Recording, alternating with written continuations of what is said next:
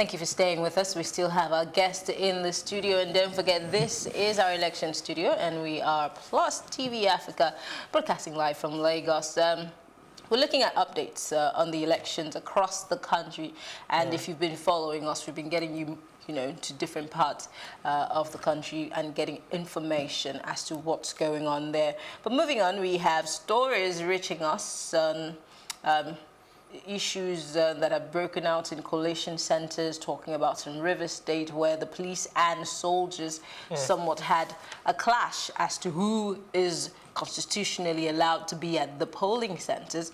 Also looking at Plateau State and certain persons winning at their polling stations. And we'll share results as well from Kwara State as well, where Abdurrahman Abdulrazik wins the election. That's the APC candidate. Yes, of course. And issues of INEC ad hoc staff protesting as to why their monies have not been paid or their allowances. And we still have our guest in the studio? Yes, most definitely. We still have with us Adetokunbo Mumuni, the Executive Director of SERAP. Thank you very much for staying behind. And we also have Debo Adenira as well, the Chairman, Center for Anti-Corruption and Leadership. Good afternoon, gentlemen. Now, before we went on the short break, we had some results from the Collation Center in Yaba, and we'll definitely have our correspondents feed us with some information as to whether or not INEC has been able to successfully conclude the collation process and announcement of results, because as at the last time we had 13 results so far, so we are still waiting for 7 local government areas. But let's start with the elections from Kwara State now. Abdurrahman Abdulrazik wins the governorship election in Kwara State. We have confirmation from that. What do you make of that report so far? Talking about shake-ups. From the result of the senatorial election, which happened in Kwara State, I know that this is coming. The people of Kwara State coined a phrase. Otoge. Otoge. For those who don't understand Yoruba, can you just break it down? It's like enough is enough. That's what it means essentially. Probably enough is enough of the perpetual domination of Kwara politics by the Saraki. He won in all 16 local government areas. That's to tell you that the thing is overwhelming. It's all over. It's not a question of Ilorin alone, because sometimes you talk about Kwara Central. So once the man wins in 16 of the local government, in all the 16 local government, then you know that the victory is overwhelming. So once Saraki has been defeated in the senatorial election, one will not expect that this is a surprise, not at all. But I just want to pick up on something you just said. If you're saying it's an end to the Saraki dynasty, but we have Bimi, who's behind this APC win, and she did say that she was going to deliver. Remember that what actually created some rift between Bukola, Abubakar Saraki, the grandfather, and Bukola was because the father wanted Bemi to be the next governor of Kwara State. And that was when Saraki Bukola got Abdul Fatai, the last Ahmed. But wasn't that somewhat of nepotism? I mean, making it look like a monarchical system, Let me tell you. Some would look at Saraki and hail him as, victor, because he was trying to dissuade his father from turning Kwara into his own dynasty of sorts. And he had benefited. Well, but having your sister succeed you somewhat looks orchestrated. No, it's good. Wherever you see it. But Saraki is not like Abubakar and the Olusola man. Olusola understands the politics of the Kwara people. He is wealthy, but he agrees with them. Deba, I would like you to weigh in on this now.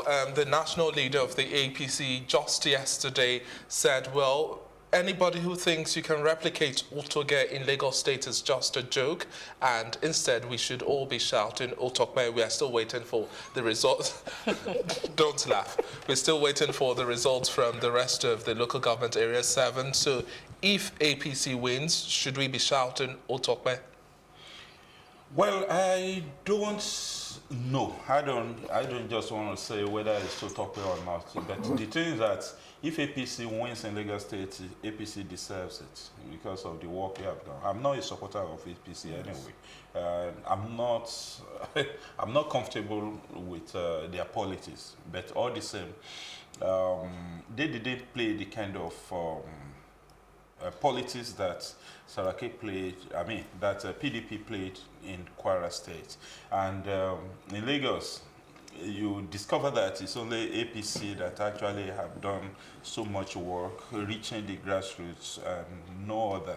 We persuaded other political parties that, look, you are not performing your statutory, duties by reaching the grassroots, educating them about why there is need to provide alternative to the mainstream party, to the ruling party. Even the PDP is divided amongst itself. Many of its frontliners have defected to other political parties, to the ruling party.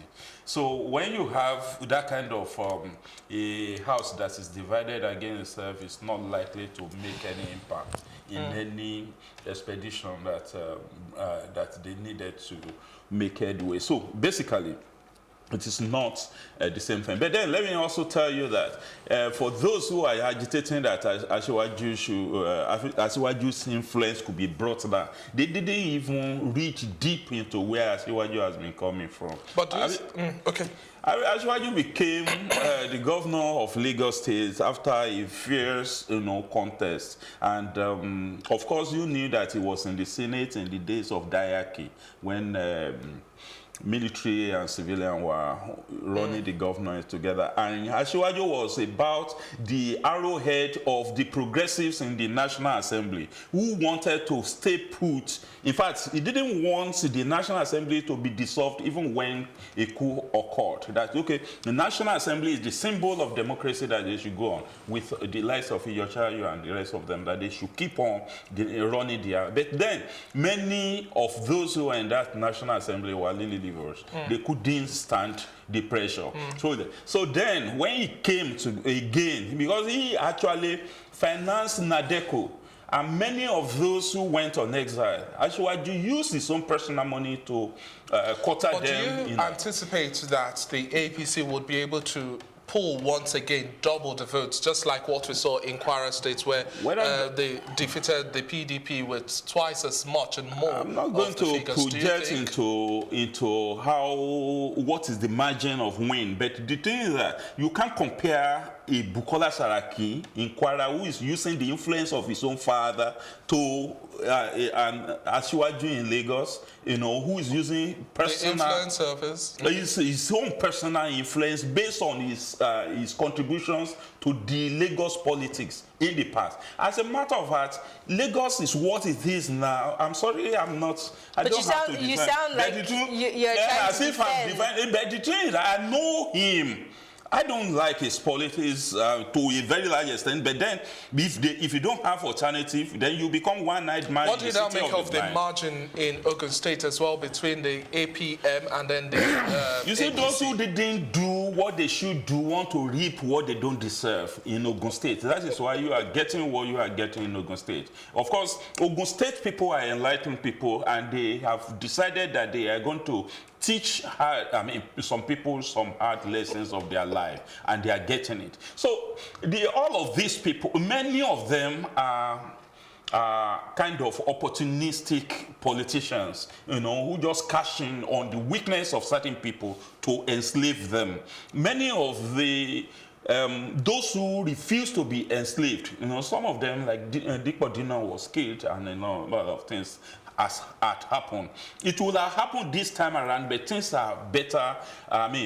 People are better informed than before, and knowing that the people's vote will eventually count. Even if you kill somebody, that will not reduce the influence that they have wielded over the years. So that is why you cannot do what Saraki dynasty did in Kwara State, in Lagos. Then you cannot now start such a thing in Ogun State, because both Ogun and Lagos worked hand in hand over so many years. Remember Onabanjo, remember how it percolates to the level of Osoba, Olusegun Osoba, and a few others like that. Okay? Then, look, you also know that the contribution, you know, the negative contribution of a former president, Olusegun Obasanjo, to the degeneracy of Ogun State is also singing some song in the mind of Ogun State people that, look, anybody that this fellow wants to support, they are not going to Adetokunbo, quickly weighing on this, you were initially giggling. What was funny to you about this whole thing? You see, politics to me is about caring for the people, whether on a very large scale or within your own limited ambience. And that, to me, I believe that people who have operated politically in Lagos and have been so successful at it from what we see, that is what they do. And you see, you can't compare what happens in Lagos State to what happens in Kwara State. It's absolutely uncomparable. They are poles apart. Exactly. So I believe that if you take the interest of the people that you are supposed to administer at heart, then that is the result you see. I'm not an APC member, but I enjoyed what they have done over the years in Lagos State. I'm a lawyer, I am not a politician, but I know what they have done, and I know that they have a tactics, a practice which earns them votes. They are so organized. The APC in Lagos State, they are so very, very organized. Some people would say because they have been the incumbent, they are using the power of the incumbent in this case. Good. Some people, and that's how they keep reinstalling people some people under that party's umbrella. Thank you. Some people have been incumbent even at the federal level. They are citizens of Lagos State. Obasanjo was incumbent 2 times. But we knew what election in Western Nigeria was in Obasanjo's regime. Unless we want to start playing the ostrich. It is different when you talk about We had a conversation with Babatunde Gbadamosi, that's the candidate, yes, also contesting here, and he said, well, what we have in Lagos State, or the seeming improvement or non-improvement, is because of the powers that supposedly be, they are just stifling the city beyond its true capacity. What do you also make of that stance? Sometimes when people make statements, I regard some of it as political talk. It's because what the person that you mentioned wanted from Lagosians. And he believes that what some people are doing will not allow him to realize that political advantage. That is why those statements, unless you want to pretend as if nothing positive has been happening in Lagos. How many schools have been built in Lagos State in the last 4 years? Can you answer such a question? No, I don't keep those statistics. It is people but if you're speaking in support of what the APC stands for, then you might as well speak on these things. Let's see the antecedents of the APC. Let's not even limit it to 4 years. Look at housing deficit, for example, in Lagos State, for example. Would you now say things are so fine and the APC has had structure? I'm not saying things are so fine. No. As a human But being. you're saying that you're impressed with the work that has been done. So let's break it down. What is the work that you have seen that has been done so far? Let me tell you, there is a pattern to the madness of APC people in Lagos State. They understand politics is what you're saying. No, you see, you have to pander to the wishes of the people that populate the state. I can't seem to He has said that they are madness and look. He has said that they are better organized. Yes, not that okay, perfect. What he's doing is comparative analysis. That how will you now leave the reign of government of a cosmopolitan city like Lagos in the hand of those who cannot manage their own party? Now, let me tell you, before now, those who run Lagos, they go for the masters. The best you can get around, and they work with it. But then, why is it that you don't bring out the best in other people, in other associations or political parties? So, if we prefer them, then he has stated recently that they are better, they are the the best when it comes to organizing themselves. Then when you look at those who are competing with them, somebody said that, why Buhari? And I say, why not? Who amongst those who competed with Buhari had any record of fighting corruption or fighting indiscipline anywhere? The way but even the fight against corruption. But let's look at the strongly. Let us look at the fight. No. Let's not gloss over it. Let's look at the fight against corruption. I love this. Yeah. If a Buhari is fighting corruption, I want to see. He's almost finished his tenure. He's going to hand over to himself, obviously. But if you are predicating your government on the zero tolerance to corruption, which persons have been prosecuted to the letter and thrown in jail to serve as a deterrent? If we're not paying lip service to this, how many people in his government have been not just dismissed, but taken to make sure that they go through the court? Look at the likes of Babachirla. Wow, look at Gandhiji. Look at all of this whole list. What do you make of all of that? You didn't hear about Joshua Dari? No. All of the people who have worked in his government. We're talking about, hold on. Well, it's easy to prosecute people who are not in your camp. Yes. It's easy not to want to. It's also easy to dismiss somebody that is not in your camp. But let us be sincere. Since we're talking about fighting corruption, how many of these people have been used? Because you have to use your own children to set an example. Look. You see, sometimes when you ask these questions, I just laugh. Where is it coming from? Now look at it. Nigeria came to being since when? Corruption crimes has been piled up over the years. And these corruption crimes have always been glossed over. Then you came to office, you want to open the books. You are going to study all the cases one by one. The cases are in court. The courts are overwhelmed. It is not just during this regime that courts are created. Yes. More are just being added to it. You need to empower. If they remove you on this chair and somebody comes, he has to study the papers in front of you. It's not going to just get on the desk and be reading the news the way you will have read it. So somebody will say that, why are you blabbing? Because he needed to study the words and get the sound and sight to the people out there. So when they now come and say, why are you ladies? I've just taken over. Now, if something has been existing since 1914 and somebody just changed it around this time around, less than 4 years, within that 4 years, is working because the Constitution also, he didn't create the Constitution. Exactly. The military created it. Insists that you must work within a political party before you can govern. Then you created a political party less than 1 year. You need to understand those you are working with. If you are working with strange bedfellows, you need to harmonize your position on all the issues first and foremost before you start working. If you don't understand him, you will not know how to exchange your presentation with them. Okay? So if you don't understand that, there will be discordant notes. That was one of those things you need to consider before you say, oh, how many has it? The cases of Dari has been there for 11 years. Jolly Yame has been there for 12 years.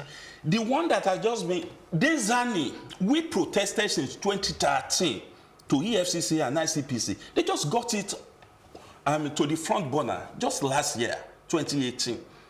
Okay, the case of Obasanjo that is pending has been there.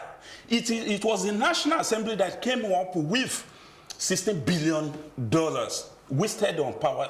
They didn't do anything. All these cases are just there. Now, this one had Lizzie Madeke until when Sanusi came up with the $20 billion thing. They were glossing over it because it favored them.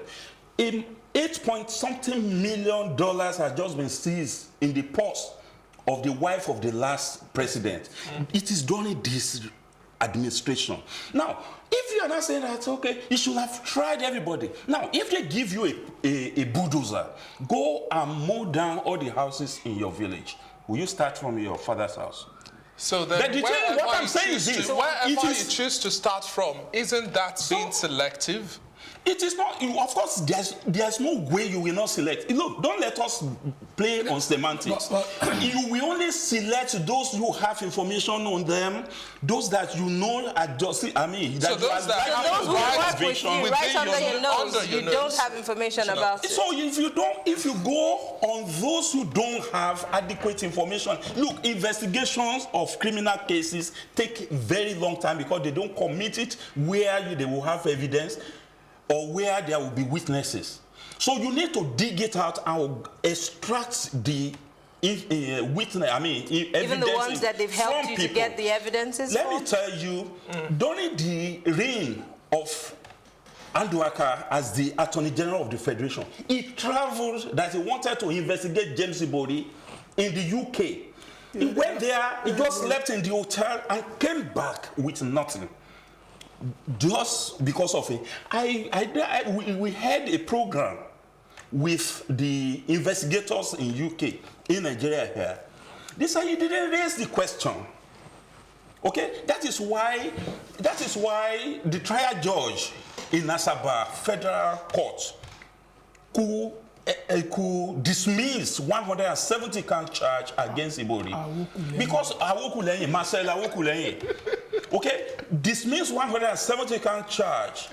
That he had to plead guilty to just 10 of them. Okay, gentlemen, don't let's overflock this. So what I'm telling you is that it is not as simplistic. It's not as simplistic as you are taking it. Exactly. That's, how many of these? How many? Well, our lenses, Plus TV Africa's lenses, will continue to analyze and examine the president's next fight against corruption. I don't know. All right. Following this next 4 years. We have some results so far from Borno State. Let's look at it. The first local government is Dukwa, and Dukwa APC polled 22,138 votes, and the PDP 1,542 votes, and Guzamala, hope I got that, APC got 280,000 votes, 28,000, I beg your pardon, votes, and 30. Of course, PDP had 227 votes. 277.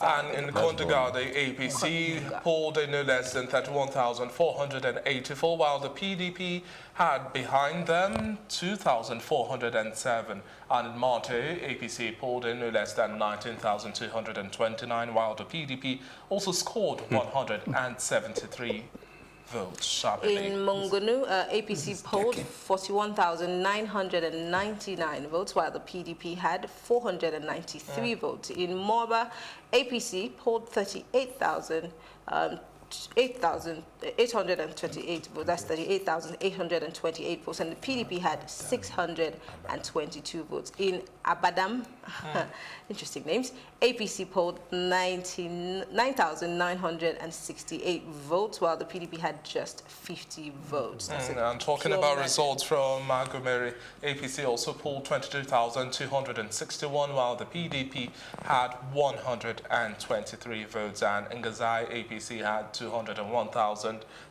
I beg your pardon, 196, while the PDP had no less than 907 votes. In Kukawa, APC recorded 24,040 votes, while the PDP had 344 votes. In Gubio, APC had 33,203 votes, while the PDP had 419 votes. In Mafa, APC had 53,000 votes, 53,441, I beg your pardon, these numbers are messing with me, 53,441 votes, while the PDP had 163 votes. David, you can see there's a constant The margin gap. is quite much. And then in Kaga as well, APC had 16,647 votes, while the PDP also had 1,166 votes, and that's 13 local government areas out of 27 so far. So, gentlemen, what do you make of those figures? Talking about numbers. Well, it means that the winner is winning. There's no way around it. Okay. There are issues to be discussed beyond the figures. Yeah. Okay, because We are not saying that the ruling party is the best we can ever get, but the best are yet to come. And the best are actually existing, but they are unsung. And because we are playing prebendant politics, and that's, a politics has been monetized, a politics that has been, like a politics of oligarchy, that you can hardly break into it. And for those who have made inroads into it, like Buhari had demystified the former generals. He had demystified the kingmakers of this country. All the ethnic warlords were against him. Those who were doing socio-cultural, organizations, all of them, he demystified them because they see themselves as, if you don't bow to us, you are not going to get anywhere. But he has proven to them that, look, if people accept you, you can't stop them. And that's why they say that those people united can opinion. never be defeated. But moving on now, in Rivers State, which is very close to Marianne's mind and heart. Now, the police and army clash at the Rivers. Is she from Rivers State? No, she isn't. But she loves Rivers State, don't you?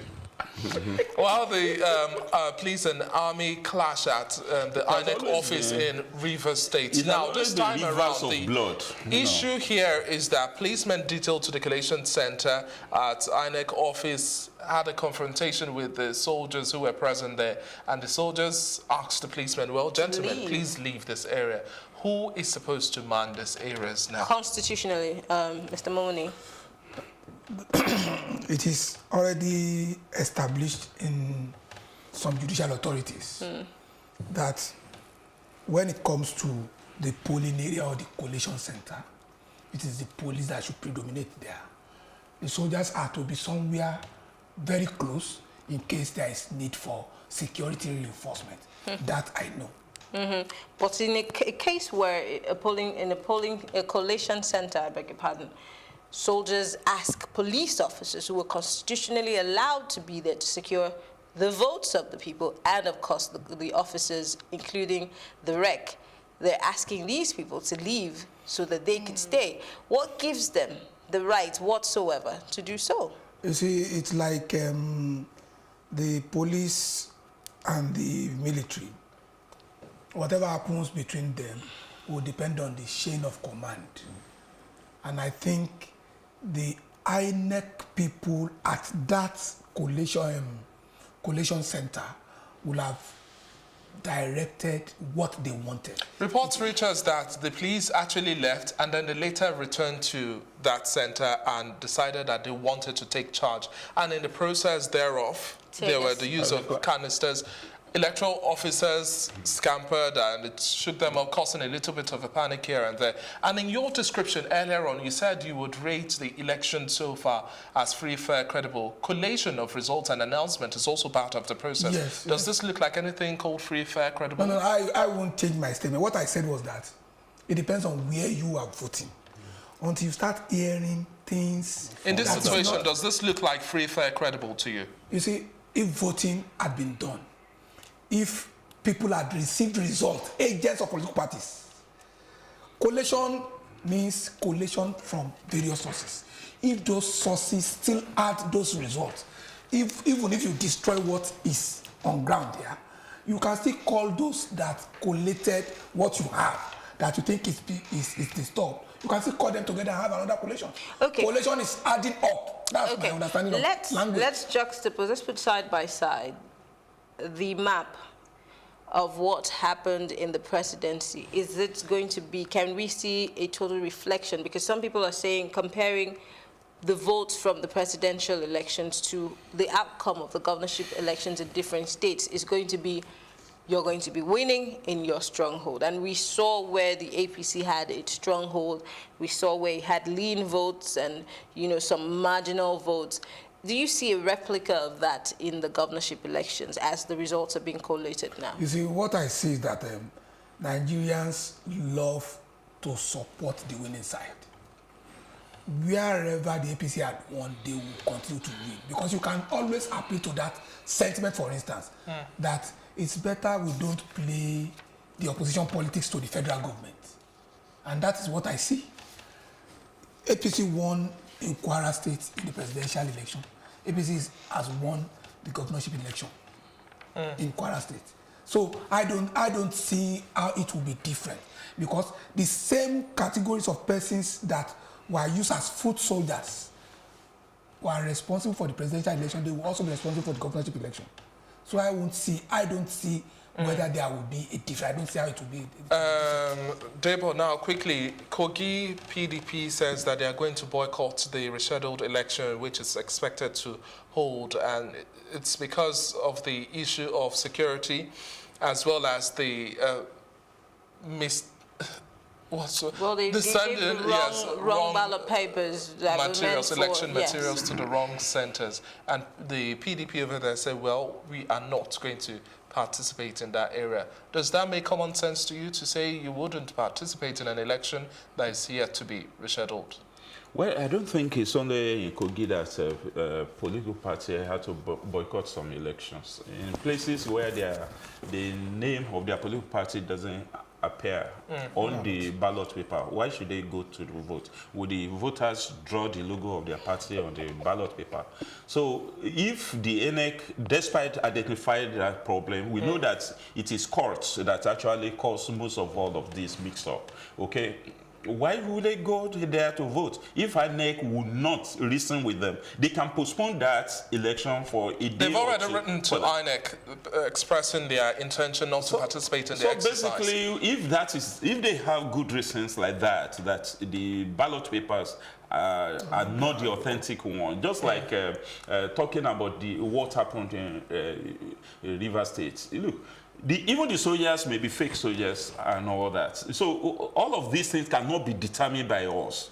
Okay, those who were there, who can identify them, their investigations have to be carried out before we can conclude that, oh, they are genuine, they are fake. The same thing with all of these ballot papers. There have been elections in the past where election materials were swapped on the way. Okay, they waylaid those who are moving the sensitive materials, and the thing was swapped because people have printed their own ballot papers and all that favor them. So there are so many things that these people are playing because it's a game of do or die. And the game will not stop until we demystify a position of power that will not confer extra benefit on you than what you deserve. So if that is what those who are contesting for powers are looking forward to, then it won't be a do or die thing. Since you know that your salary may not be higher than what you are earning presently, why should you go and pay thugs to Willie? Now, INEC mistakenly took the ballot papers, which was supposed to be for Angba local government area, and mistakenly took it to Mokpamoru local government area. Is this mistake excusable? Yes, we understand that human beings are flawed and we could make mistakes, but can this be on that forgiven? No, it's not. You see, when we understand that it's possible for human error to exist, but when the mistake is from INEC, that means there will be no election in that place. Yes. And that's why they are rescheduling. That is a legitimate way of... Actually, such mistakes happen during the Presidential and National Assembly. Exactly. When they take yes. But they returned it. That's why the voting started late in several places. So if they could not return it, then they will reschedule. But that's where it now leads to lessons that we should have learned from the presidential election and replicate. If not, in 2023, we'll still be talking about this same subject matter. Thank you very much, gentlemen. It's been a pleasure speaking with you, Ade Tokunbo Mumuni, the Executive Director of SERAP. It's been an engaging conversation, as well as Debo Adeniro, who has had interesting thoughts and insights, the Chairman of the Center for Anti-Corruption and Open Leadership. Thank you very much, gentlemen. It's my pleasure. We'll take a short break, and when we come back, we'll be talking more. Stay with us.